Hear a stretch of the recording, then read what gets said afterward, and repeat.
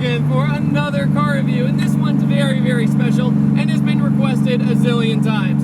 So Mr. Kalvin came all the way from New York to let me drive this car, 13-hour drive, but not just 13 hours. He stopped in Kentucky, then went through Tennessee, then came to Atlanta, and that's what I call being about it. So huge thanks to Kalvin for letting me drive his car. This car is actually one of my favorite 240s, I guess you could say, on the internet. I saw it on Instagram one day, saw his channel, checked it out, and I was like, oh wow, I feel like me and Kalvin have a very similar mindset on how to do a 240SX. And that way I was like, man, I hope I get to see it one day. And oh, look at that, here I am. But the cool thing is mine's a 2J. His is an RB, but not just any RB, it's an RB20. RB20 came in the GTS-Ts in the Skylines, but also I drove a Nissan Safiro, and I also drove a Nissan Laurel. So you're gonna be like, oh really, another RB20? But wait, there's more. You put a bigger turbo on it. It's a 58mm turbo by Precision, and it's an incredibly smooth power band, and it sounds unlike any 240 I've ever driven. So take a listen.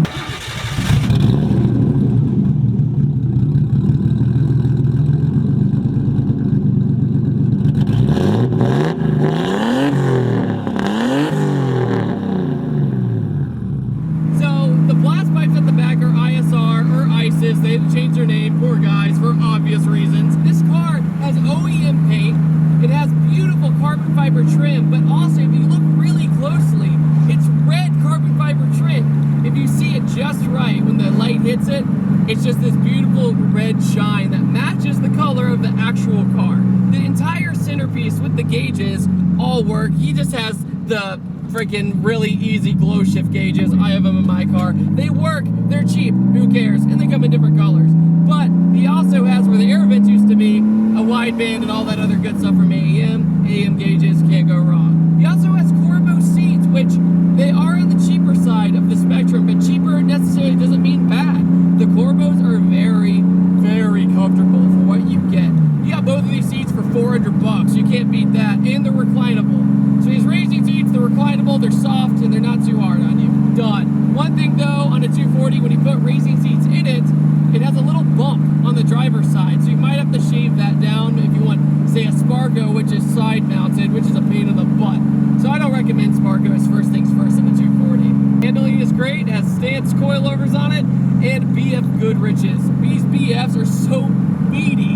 It has RBF ones. No surprise there. RBF ones are a go-to wheel. They're lightweight. You know all about them. Let's move on. The wheel on this is actually a Nardi Personal, but he put the Nismo center cap on it. It looks like a Nismo wheel, so that's bonus points. I think my favorite thing about the car is the engine bay. You pop the engine bay, has this awesome purple glow to it, and the turbo sits nice, has a turbo blanket, keeps the heat down, and just the fitment of it's great. He did the radiator in the core support, which is what most people need to do for proper cooling. RB, the 2J, all those inline sixes, they're very big motors, so you gotta keep them cool in such a tiny space. I would say the weirdest thing about it is the growl that this thing makes. You go through the power band, the turbo is very talkative, but it also has a tile wastegate, which, you know what, they just win. By the way, he has a jack back there, he has everything he needs for his road trip.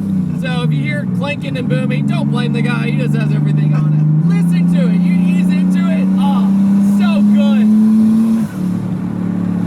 That's what I'm talking about. And the gearing's pretty long, so it gives you that dramatic boost build all the way up.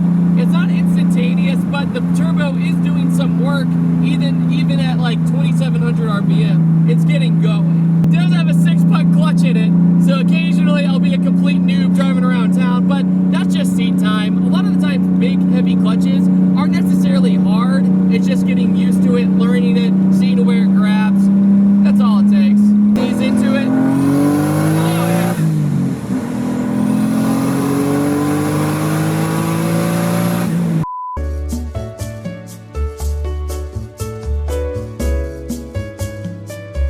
Another thing, too, is that he's on an ECU Master standalone, which, for God's sake, go standalone if you do an engine swap. You're gonna hate me for saying that because it's so much more expensive, but do you want $1,000 spent for no heartaches, or do you want to just keep troubleshooting a car over and over and over and over. You know what's common when you do a stock ECU? You can piggyback it. That's if you don't change the fuel system, you don't change the injectors, you don't change any of that stuff.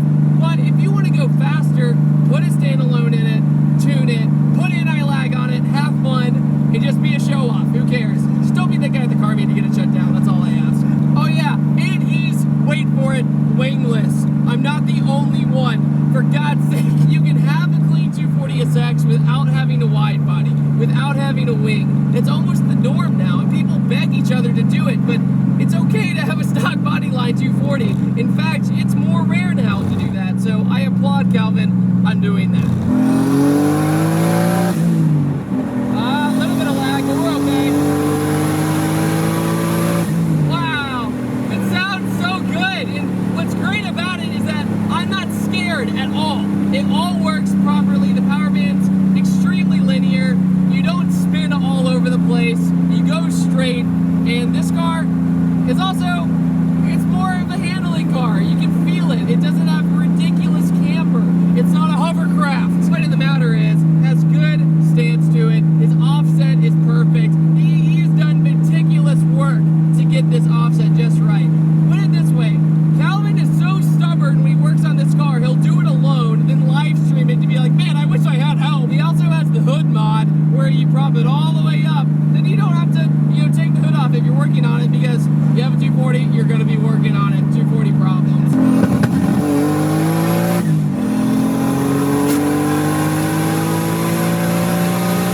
Woo!